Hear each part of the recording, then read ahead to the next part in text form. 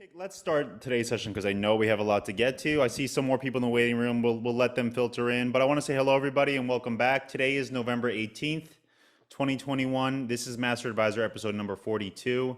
We're going to be talking about connecting with consumers today at in-person and virtual events.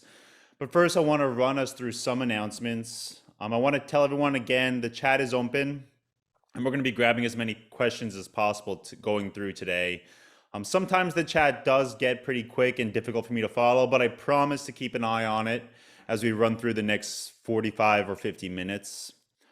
I also want to thank everyone for the feedback from our last session with Julie Langham from Vacations to Remember on hiring admins and ICs and travel agencies. I didn't realize quite how many advisors are gearing up to expand operations because of this heavy consumer demand. And I know we are still dealing with COVID, but it was great to hear how many advisors were looking for some guidance in this area of hiring. If you weren't on that session and you want to watch it, it's available on demand on our YouTube page for free. We're going to drop the link in the chat now if you want to subscribe to that page. I say this every week, but we really do appreciate all subs and likes and interactions on that page. That really helps us keep growing this community and reach more and more travel advisors. There's a ton of content on there. So if you want info on hiring and firing, on installing fees in your business, on writing your own terms and conditions, it's all available there for free and on demand. So please have a look. I also want to remind everyone that we just have one more of these sessions in 2021. The year has gone incredibly fast, but I want to remind everyone, please join us in a couple of weeks. We've a great young pair of travel advisors joining us to talk about their perspective on the industry and to give us some things they've learned in their early careers. So please come back for that. We'll get the link out to register once we wrap up on today's call. Okay. So today I'm very happy to welcome Teresa Scalzidi, the Chief Sales Officer at Cruise Planners, and Jim Forberg, the Chief Operating Officer at Unicom. They're here to talk to us about building connections with consumers at in-person events. We're going to talk about virtual events too. We're going to answer all your questions. But before we get into it, I just want to give Teresa and Jim a chance to introduce themselves in their own words. So I was hoping, Teresa, you can sort of start us off here today and just give us a little bit about yourself. Sure. Thank you, Dan. Thank you for having us today. And hi, everybody. My name is Teresa Scalzidi. I am the Chief Sales Officer for Cruise Planners. We're located in Coral Springs, Florida, but we have 2,500 franchisees located all throughout the United States. We are very proud of the network that we have grown. I'm excited to talk to you today about some virtual events and some other ways to connect with clients. Yeah. And I want to thank you again, Teresa, for joining us today. I just want to plug again. I had conversations with a couple other Cruise Planners execs, Scott Keff and Michelle Fee, and those conversations are again on that YouTube page. So it's a shameless plug, but I just wanted to mention that before we continue today. But Jim, I'd love for you to sort of hear your little introduction about your background too. Thanks, Dan. Hey, good afternoon, everyone. I'm Jim Forberg. I'm the Chief Operating Officer at Unicom, and we represent our brand, the Travel and Adventure Show Series. I'm actually located in Fairfield, Connecticut is where I live on the coast here in Connecticut. Our business is in Milford, Connecticut. All we focus on are events in the travel and tourism space. We used to have many different industries, but we were all in about 6-7 years ago for travel and tourism. So we've had the unique pleasure of being both a travel company and an event company through the pandemic. So I'm happy to say that things are moving forward, and we're very excited to have this opportunity to be on the webinar today. Pre-pandemic, we were attracting our travel and adventure shows. We're attracting over 200,000 consumers and over 3,000 qualified travel advisors into the feeder markets that we produce the events. And that's Boston, DC, Atlanta, Chicago, Dallas, Denver, San Francisco Bay Area, LA, and then our newest event in New York City. We have relationships with over 700 active travel customers. So from Alaska to Aruba, Fiji to Florida, and lots of tour operators. We pretty much have everybody from the travel universe kind of represented in some fashion through our events. I have the pleasure of working regularly with a lot of the industry associations, whether that's ASTA, CTO, PATA, the ATA, and I also serve on the board of the Wellness Tourism Association. But most importantly, I always like to tell people that I get the pleasure to interact with tens of thousands of advisors, consumers, through our events every year. So I think I get a lot of good firsthand knowledge, and I love to share that. So Dan, thank you for the opportunity. And Teresa, for full disclosure, is a great customer, long-term customer of our show series, and we think the world of her organization. So a pleasure to be here. Yeah, thanks. And Jim, I just want to, you mentioned your new show in New York. I know that's filling a gap that sort of was left there when the New York Times exited the space this year. I know we're very excited about it because we're partnering with you on the Friday trade day. So for anyone who's sort of longing to go back to the New York Times travel show, we very much hope you consider our show. I think we dropped the link in the chat for everyone to sort of get more information on it. But is there anything else you want to add on that side, Jim? No, other than, we were encouraged by the team at New York Times to keep on the legacy of having an event in New York, and of course we're going to reimagine it a bit, and part of that is with our partnership with your organization, Dan. But also I think there'll be some new elements. All of the stages that people were used to, like going downstairs in the Javits during the New York Times show, we have everything in one place on one floor.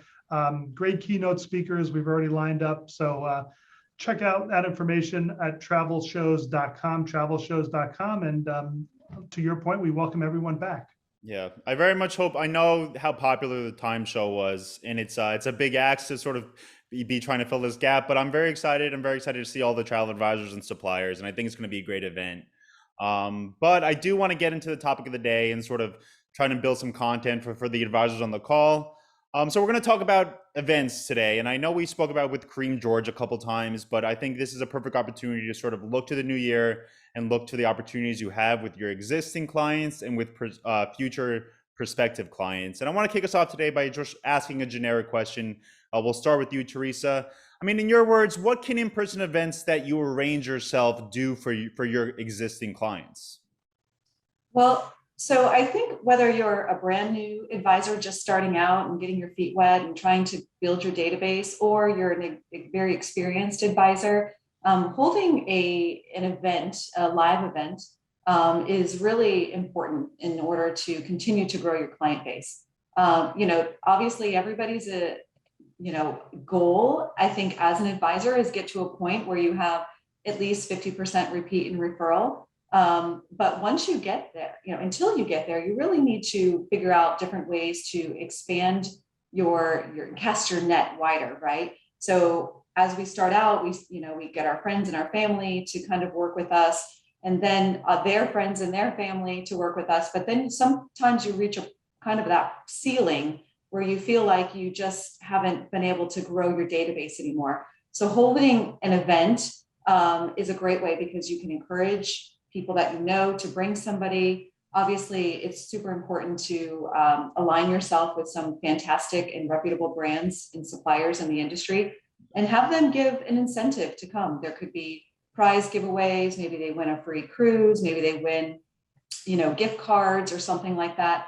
So it's a nice way not only to expose your existing clients to different destinations or different supplier brands, but it's a way for you to hopefully gain some new clients in your database as well that you can now market to.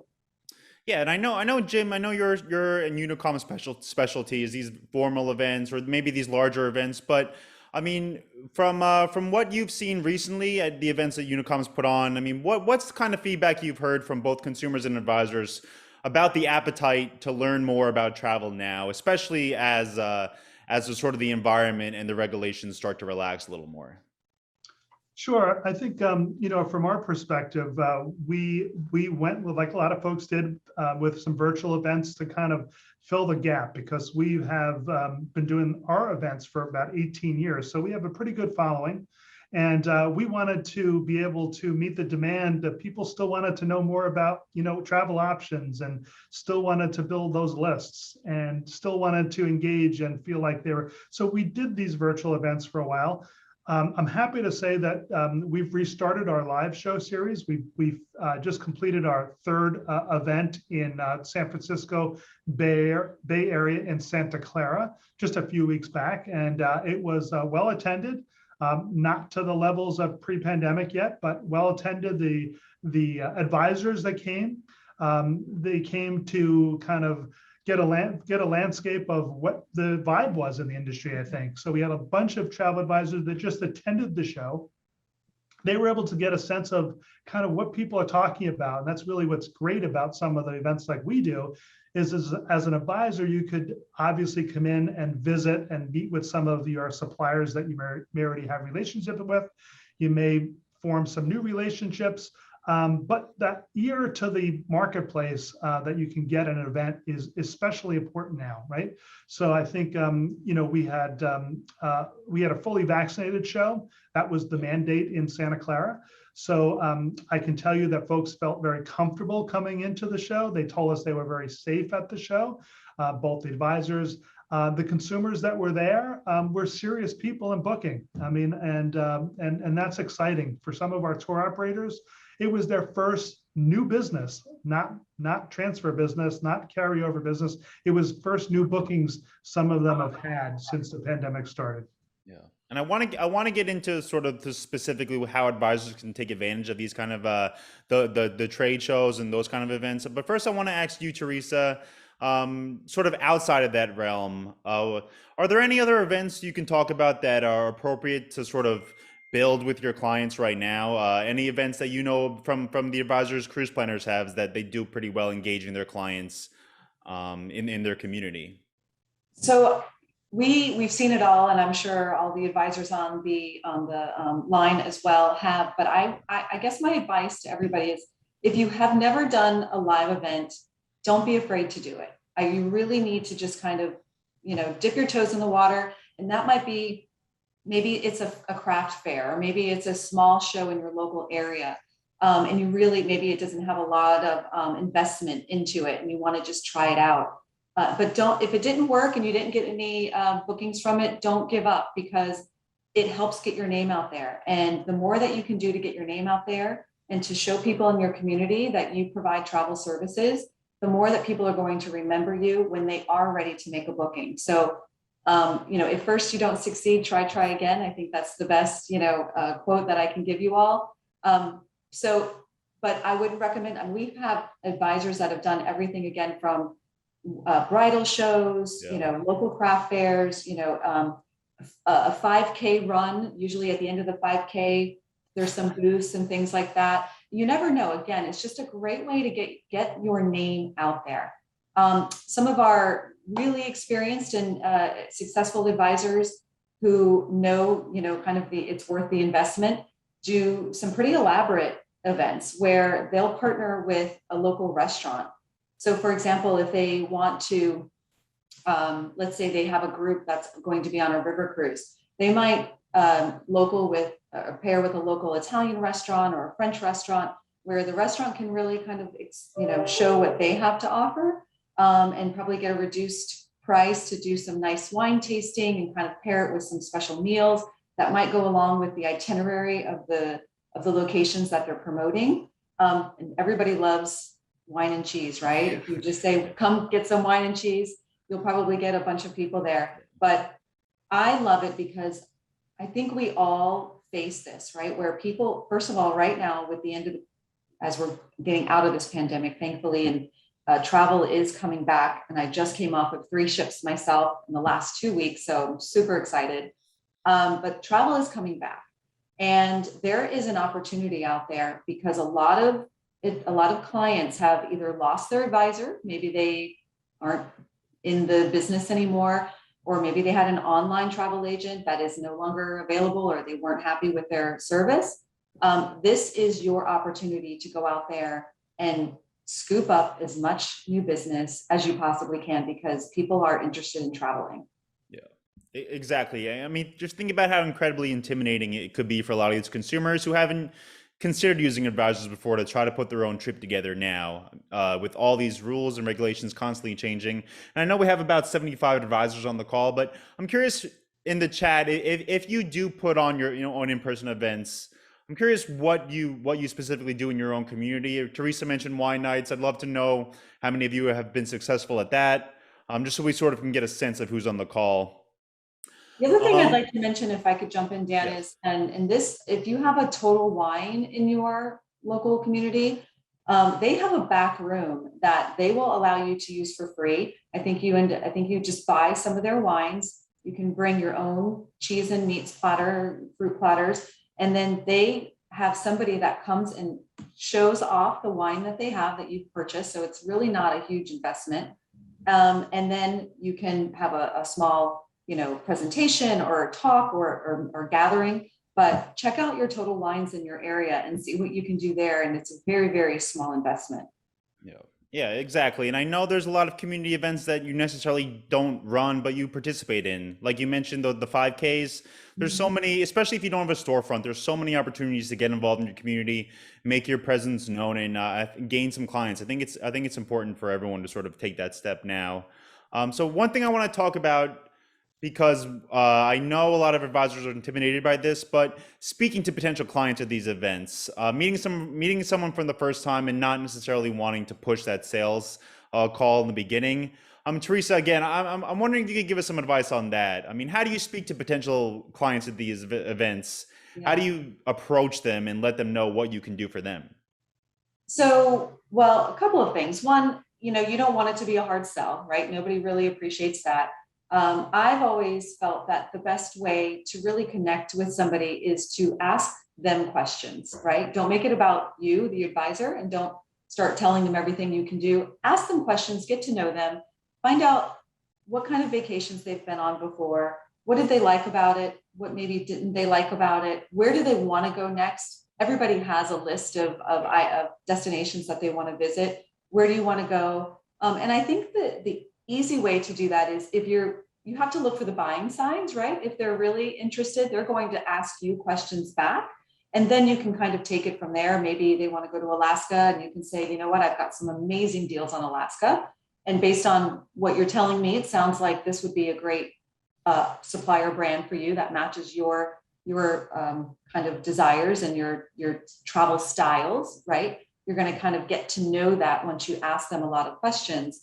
But I think the best thing to do is if you're not getting those buying signs from them, is to let them know what you do. Maybe have some kind of flyer or takeaway that explains your services. It's important to let everybody know if you are a specialist in something or if you're a full service, because you want to just let them know that there are so many different options out there for travel. So it's not just cruise. So perhaps they're not vaccinated. That could be maybe a barrier for them. And so maybe cruise is not a great option for them at the time. So you want to make sure that you say, you know what, there are still so many different options for you if you're not vaccinated. So, I would love to set up an appointment time to go through that with you. And I think people want to feel that you're out for their best interests and that you're out to help them find the right connection and the right vacation for them. Okay. I And Jim, think I'd love to get, yeah, go ahead, Jim. I'm sorry to cut you off. I was just going to say the beauty of in the travel space is that people always want to share their experiences, right? Yeah. So I think to Teresa's point is the quicker you can get someone, just even if a probing question like, where are you looking, where have you been, where have you going, then it kind of leads into very natural progression of discussion.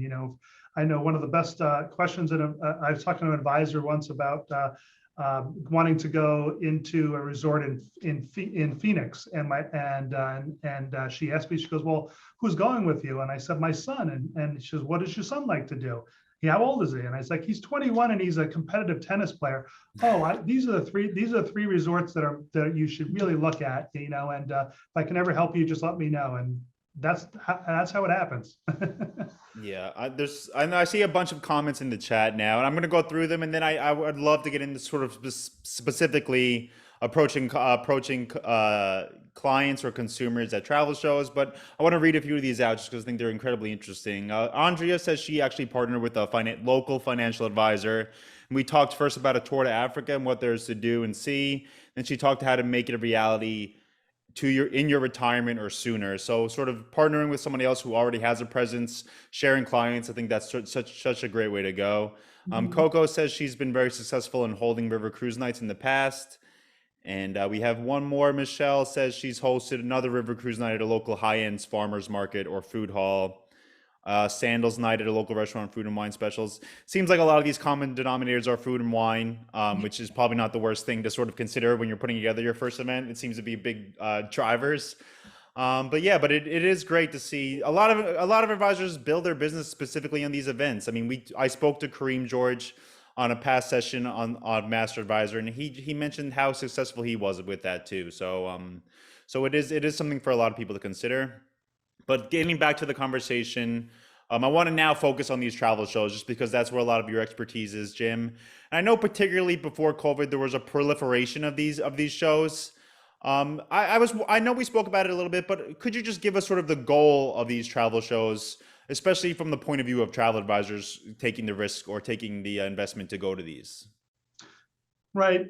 So for us, we kind of look at the events as not travel shows, but kind of like market events. And, we want to build kind of the experience there for folks to come in and see kind of the sights, the sounds, the information from, from the world, right? So yes, we bring in the big keynote speakers like the Rick Steves and the Samantha Browns and the Peter Greenbergs and the Phil Cogans and the Amazing Race and all those types of folks. And that brings people like that information. We have kind of entertainment stages that we put together.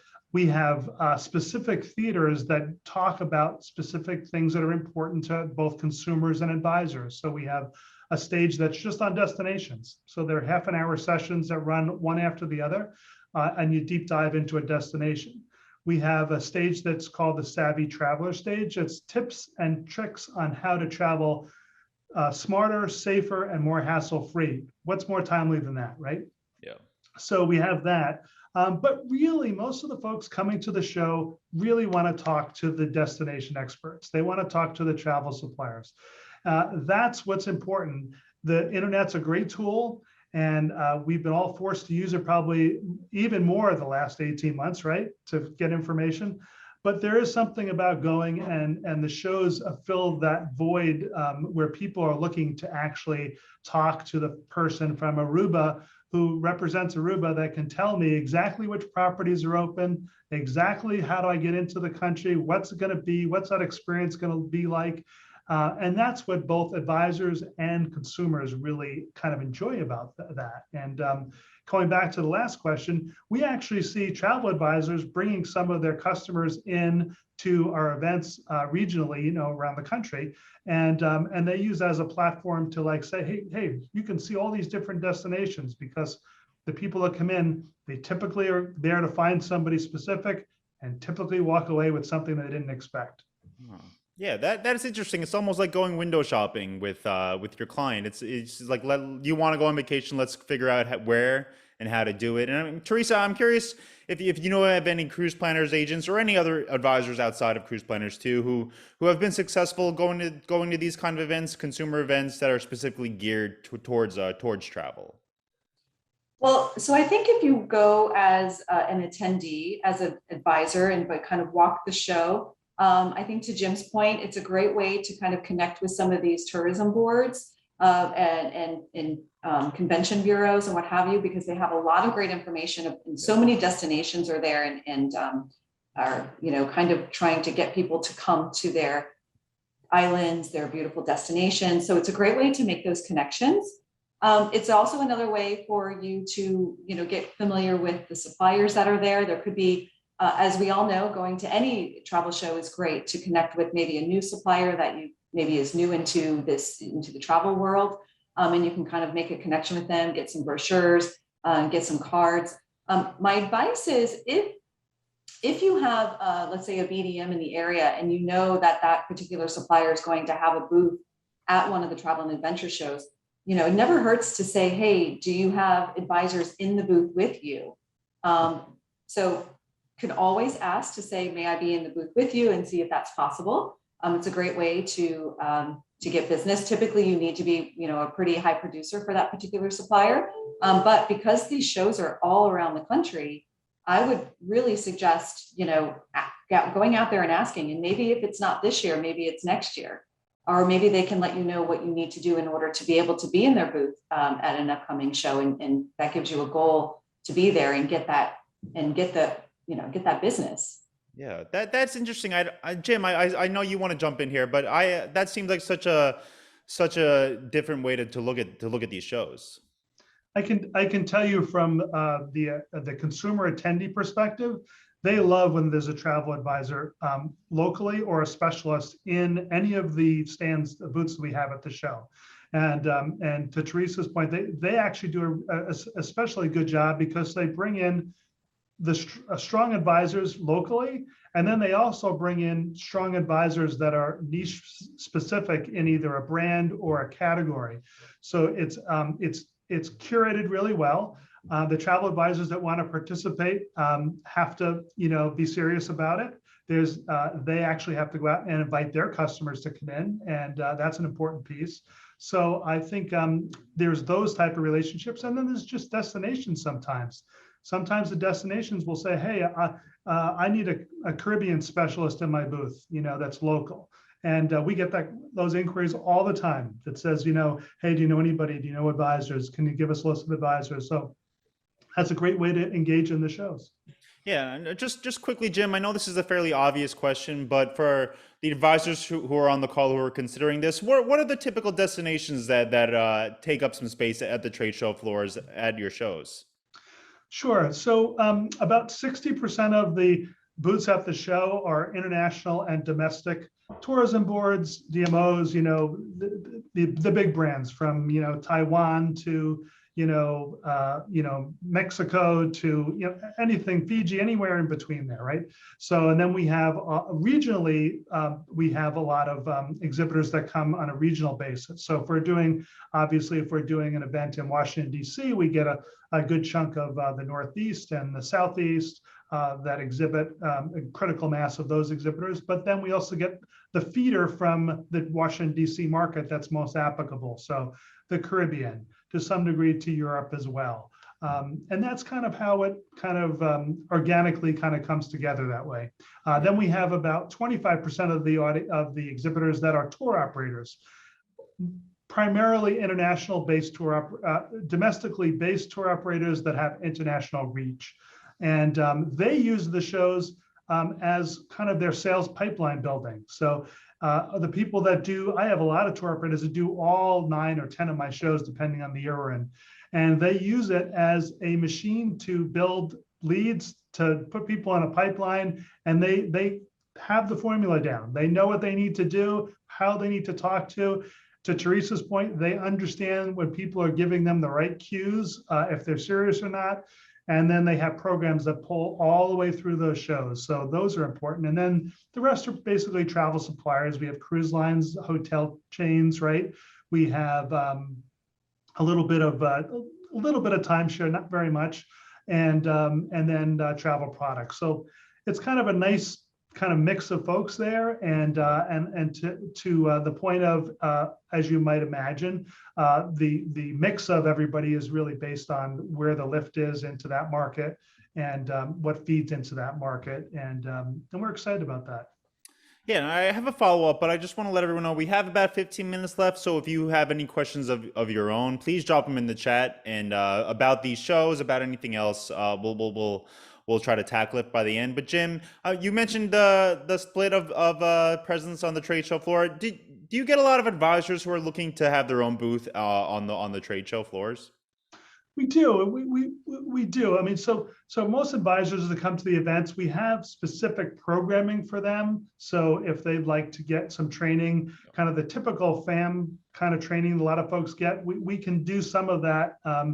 It's a kind of a pseudo virtual training. So we actually call it FAM, and then TAS, which is Travel Adventure Show. And we do some of that training. But to your question specifically, we do have some agents that come in and take their own booth space.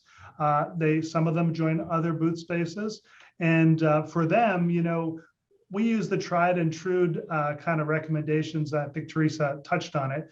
You have to think of an event and the aisle kind of like Main Street. And then you have literally a couple of seconds to pull someone in. So it's got to be the right, hey, have you ever traveled to this destination before? Have you ever been this? Do you work with an advisor? You have that quick chance, and not to be too pushy, but you still have to reach out and find the business and And, for our events, unlike some of the local events, pretty much everyone that's coming to the show is interested in the event, and interested in travel. And that's not to say local events are, I think they're immensely important because to Teresa's point, you can be the sole travel, kind of footprint right there in any specific event. And that's a great position to be in. So, but I think in both circumstances, you have to be able to share your knowledge.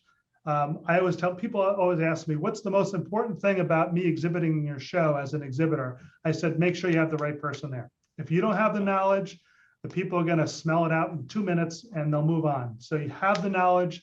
It's not always about a deal, especially today. It's about, being taken care of, having a partner as people go out and travel again. I just was at a dinner the other night with some friends, and a good friend of mine said, I'm doing my Ireland trip in the fall. He says, I thought I usually would kind of navigate that on my own, but no way, not this time. I used an advisor, and I feel a lot better about what I'm doing. There's a lot of stuff I didn't know that had to happen. And that's what we want to, as an organization, we want to continue to evangelize that in the industry. Yeah, and Teresa, do you have anything to add on that end on standing out on the trade show floor, especially on these massive trade show floors too? Any advice for advisors who are making that investment in their own booth and are trying to attract consumers or trying to stand out from the crowd? Yeah, so it is hard, right? Because especially at a travel show when there's so much competition there. But you do need to do something to stand out. Some people have the little wheels, or they give away prizes. Maybe they give away little tchotchke items. Everybody loves free stuff. I think the hardest part is, and this comes with experience, is kind of trying to weed out the tire kickers and the people who are just the Sunday, let's have something to do on a Sunday and let's just walk around because maybe it's too cold outside to be, to be anywhere else. And this is a fun thing to do, versus the people who are really serious. And sometimes it can be hard. I can tell you that because you have such a limited time to talk to people, and you don't want to spend too much time talking to one person, because then that means somebody else waiting is going to get, impatient, and they're going to go to another booth. So you have to really kind of figure out the best way to talk to somebody, understand what they want.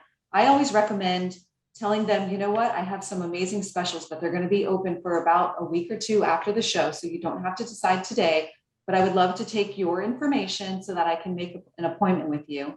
So make sure you always capture their information. Don't just hand out yours, because now you're depending on them to contact you. So you want to capture their information and then follow up with an appointment. And then that way you have more time to really sit down and better understand and qualify them. So telling them what you do is kind of the first step, but don't spend too much time with somebody unless they have their credit card out and they're really ready to buy at that moment. You don't want to spend a whole lot of time, because you may have lost a potential sale from somebody else that got impatient from waiting. Yeah, I know that's a difficult thing to determine, which people are less serious than other people. But do you have any advice on that, Teresa? I know it's a hard question to answer, but Yeah. but how can you tell if someone's a little less serious than maybe somebody else? Well, first of all, I would say don't be there alone. You need to have a little army with you, because just trying to do it on your own is going to be very hard. So if you have a little army with you, maybe you have like a little kind of process where they kind of get vetted by somebody else on your team for a little bit. And then once they feel like, okay, you know what, Sally is ready, she would love to talk to you. And then they kind of pass you along, and maybe they hopefully share a lot of the information so they don't have to repeat it again. But I think some of those cues would be something along the lines of, I have a future cruise credit with another cruise line. Bing, okay, easy sale right there, right? Low hanging fruit. We know a lot of people out there are holding FCCs, and right now a lot of them are redeeming them directly with the cruise line. You don't want them to do that. You want to get that business and be the one to book it for them. Another obviously kind of cue is they may say something along the lines of, a lot of them may already know, you know what, I love celebrity. I've been looking at this Mediterranean cruise on the Celebrity Edge leaving around this date. They've already done a lot of their own research. That person is ready, versus the person who's like, oh, I don't know, what's new, what's hot, that person's just a tire kicker right now. Not to say that you can't turn that into a sale, but they still have a lot of, you still have a lot of work to do with them in order to get them to a point where they're ready to make a purchase. Yeah, exactly. I know, and I know there's so many consumers who, well, you mentioned Teresa, are ready to book, and they just want a little affirmation, a little push to do Mhm. so, and they want it to be easy to be able to book to, and They want to know that they're yeah, getting the best deal. So they've probably yeah, already done their research. They know what the price is if they were to go direct, or maybe they got another quote. So now it's your opportunity to hopefully, win the sale. yeah. So I know. we have a comment and a question I think would be good for you, Jim, in the chat. I'm going to read the comment first. It's from Elisa, and she says she's used raffles at her booth to get their information. Then I followed up with a phone call for an appointment. On the raffle ticket, I enter what they might be interested in, and that way I can talk to as many people as possible. So another way to sort of gather information, gather data, and use that to sort of make your sales call in the future. But we have a question, Jim, and I know this is a lot of people on the call are probably wondering this. I mean, how do you quantify a rate of return from attending one of your shows, one of these consumer shows? A lot of advisors who might be skeptical of investing to attend these shows. I mean, what can you tell them about how they can measure whether or not it was a good investment after the show? Well, I mean, business speaks for itself, but it's not, just like, I always, to Teresa's point, it's important to, when we working, if you're working an event, to not spend too much time with any one person. Okay. But then again, I think the reality is that the ROI is in the engagement, right? So you may, just like you're not going to, most likely the advisors on this call, not a lot of them close business on their first phone call with somebody. It's the same thing with an event, right? So I know from Teresa's group, they were in one of our shows this fall. They had a world cruise booking that came out of it, but it came out of it 2 days after the show, and the show was a great platform because, to your point, Teresa, there was some investigation that was happening beforehand. Yeah. So they came to the event. It was a great, it was a great deal closer for them, and then off they went. But yeah, one of the things we do is we have a system now that you can actually capture the information and the leads from when you come around into our booth. So every one of our attendees has their own unique QR code. So if you're participating in the show, you can actually then scan each other's QR code and then have follow-up after the event. We actually have a platform also that connects people post-show, which is kind of unique as well. And I'll just use again the Cruise Planner Group as an example. They had different people with different QR codes working in their space based on what the consumer was interested in. So good strategies, Right. and I think branding is always important. Yeah. Our systems actually take it, if I could just give one little plug, shameless plug for cruise planners, is that we have actually, our technology is so incredible that we, through this QR code, we capture for every agent that's there all of the leads that they have. And then we actually create, we actually look at the ROI. We look at it, obviously a week after the event, a month after the event, 3 months after the event, because to Jim's point, some of it may not close right away. Some of it is just getting that lead and getting that connection, and it may not come and turn into a sale until 2 or 3 months later. But now you've got this customer and this annuity that every single year you can now make their vacation realities, vacation dreams become a reality. And so you can't look at it from an investment point of view. If you come home that day and you didn't make a sale, you cannot stop there. The most important time is the follow-up after the show. Okay. So call those people, set up coffee appointments or virtual chats with them. So that I love the face-to-face with virtual. If you're still using just the phone, I would really encourage all of you to use the Zoom platform, because now you have a face-to-face and you can really get to know somebody. But it's all the work that you're going to do after the show that's really going to dictate how successful it is for you. Yeah, and I know there's so many advisors who are so skilled in selling too, and love that part of the business. And these kind of shows, building your list gives you more opportunities to do that. And Jim, just before we move ahead, I wanted to ask you the same question I sort of asked Teresa about standing out. Just because you've seen so many of these shows, could you give us any tips or advice on the booths or the travel advisors you've seen really pop on the trade show floor or really stand out from everybody else? Yeah, I mean, I think it's always important to have good visual graphics, and we can help with that a little bit. So it's a post-pandemic, it's a little harder to get your hands on everybody's materials, right? Because so many so many suppliers don't have updated catalogs right now. They don't have materials, so you have to make sure that to stand out, that you have a good one-sheeter that people can walk away with and be able to contact you. Because Teresa is spot on. As far as people, the follow-up after these shows is really important, because consider you're a consumer, you're going through the show, you've met 50 people that day, you're going home with 10 things you're really serious about. Like, I can guarantee you the 5 people that are going to call them have a much better chance of closing that business than the other 15 that didn't bother to reach out afterwards. So that's important. I think it's the pitch, and it's themselves. Look professional. It sounds crazy, but we always tell people to make sure you dress properly, make sure you're staying off of your cell phones when you're there. We have plenty of time to text everybody. So stand up, engage, be there, talk, be ready for people to walk by and not want to talk to you as well. I mean, that's just part of it. But you know what? There's no chance that you can actually talk to everybody going through one of these events. There's none. So you have to focus on the people that are interested in you, that show interest, that asking you questions, and engage with them. Yeah. Yeah, I think that's all great advice. And I know we have 75 advisors on the call. If any of you have tips about having your booth stand out or anything like that, I'd love to hear from you too, if you want to put them in the chat. I see a comment in the chat about sort of giving a coupon that waives your service fee if you meet them at these shows, or a voucher for an airport transfer.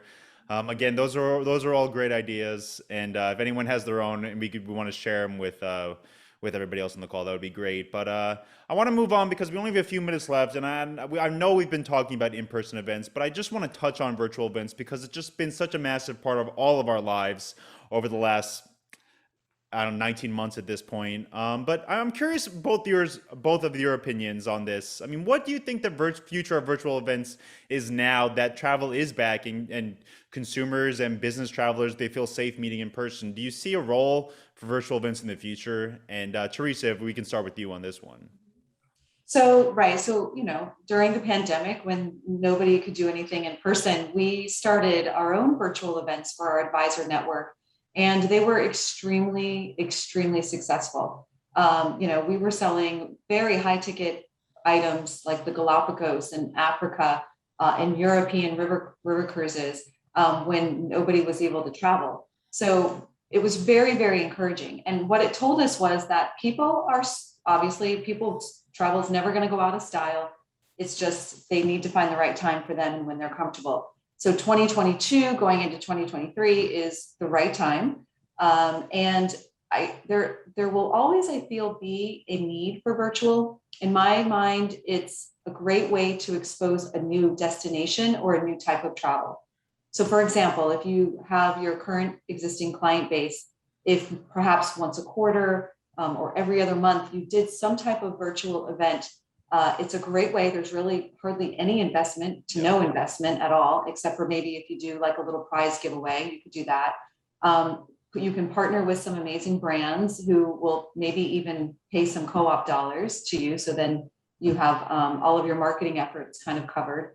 But I feel it's a great way to expose not only your services, because a lot of times, first of all, we all reach that obstacle where people are going to say, oh, I didn't think travel advisors were still around. I still hear it to this day. It drives me insane, but we all have a job to do to educate the public that travel advisors are here, and we provide an amazing experience for our clients, and especially now with the protocols that are in place, kind of walk them through and navigate through all of those various protocols. So a couple of ideas that I would give you is one of the virtual events that was extremely successful and that I think could still be because of that misconception out there is it could be kind of travel is back. And it could just be a generic virtual show about cruising and what are the protocols for cruising, or going to an all-inclusive, what are the protocols for that? What is that experience like?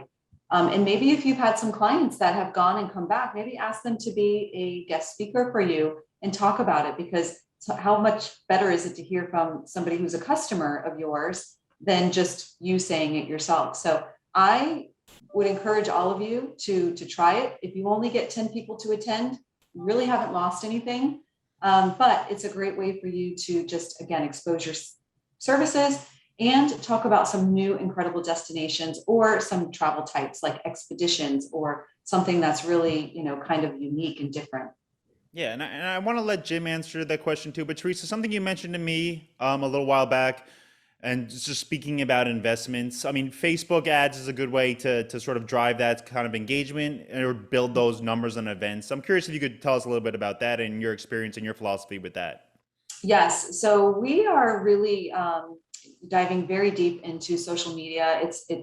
I know you've probably heard this before, but if you're not using social media to market yourself and to get out there and let people know what you're doing, you're really missing a fantastic opportunity. It's a free platform for you to do that. But for a very small investment, you can do some ads or ad boosting. And we work with the company, and basically for $25, a $25 investment in ads will bring you almost 14,000 new impressions of people who are not currently in your database. So if you can just, convert a small percentage of them into bookings, that $25 has now been a fantastic investment into your business. Yeah. Yeah, I don't think it gets much for 14,000 impressions. I don't think you could do a much better price than $25. So I think, yeah, I mean, we've covered this a little bit, but again, it is something for advisors to constantly consider for sort of innovation in their business. But Jim, I don't want to forget about you. I know your business and Unicom's business is built in these events, and I'm sure you have an interesting perspective on the future of virtual events too, and I'd love to hear it. Yeah, I mean, to Teresa, what Teresa is referring to is kind of one-off events that advisors can do. Yeah. We have a little different model because we're actually taking the model from our live shows and making it into a virtual environment with actual booths that are virtual. And we actually incorporated Zoom into each of our booths, virtual booths. So if you worked your booth, you would actually be able to click on and talk to a consumer or advisor via Zoom in a private breakout room. And so that was kind of exciting. I think yes, I think digital events and virtual events will be around.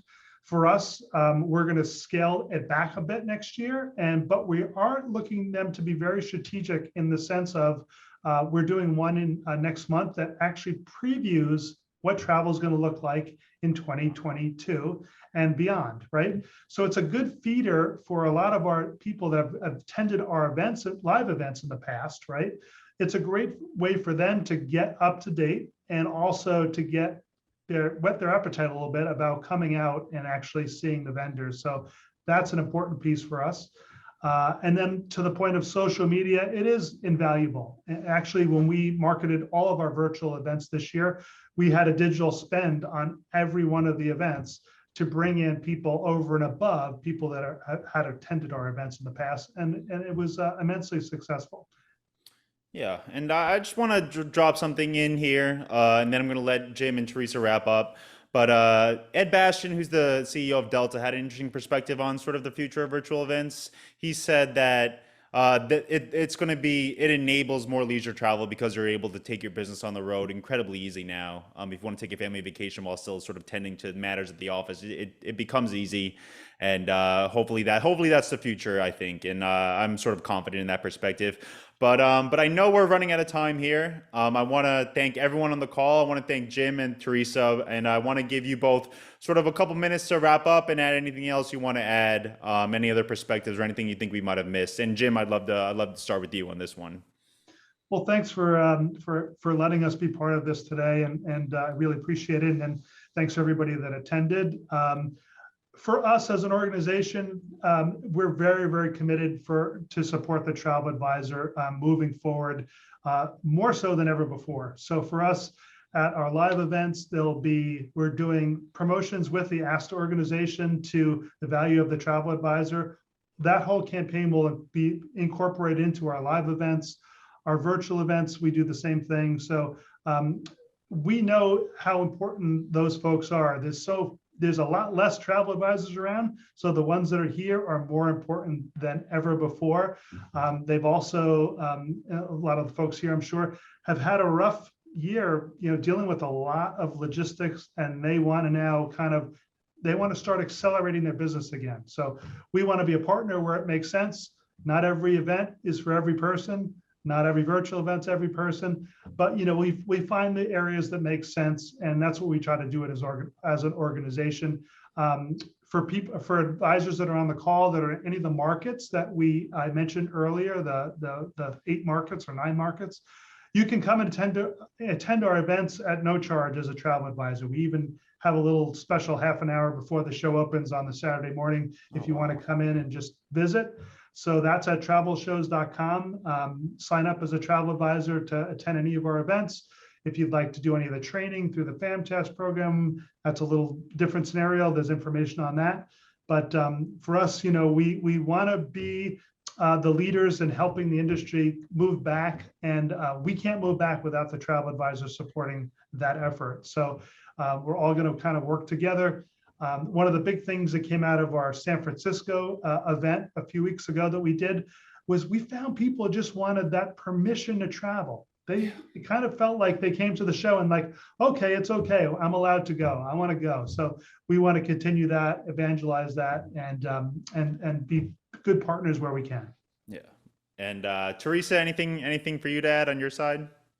Well, so thank you as well for having us today. And I think Jim said it best. Right now, we as travel advisors have an amazing opportunity ahead of us. We've had a really hard road the last 19 months.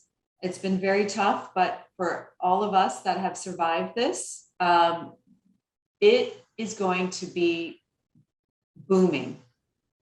So if you are not already seeing your 2022 departures beyond what you had on the books for 2019, I really encourage you to get out there and market, get out there and do in-person events or do virtual events. And don't be afraid to talk about travel.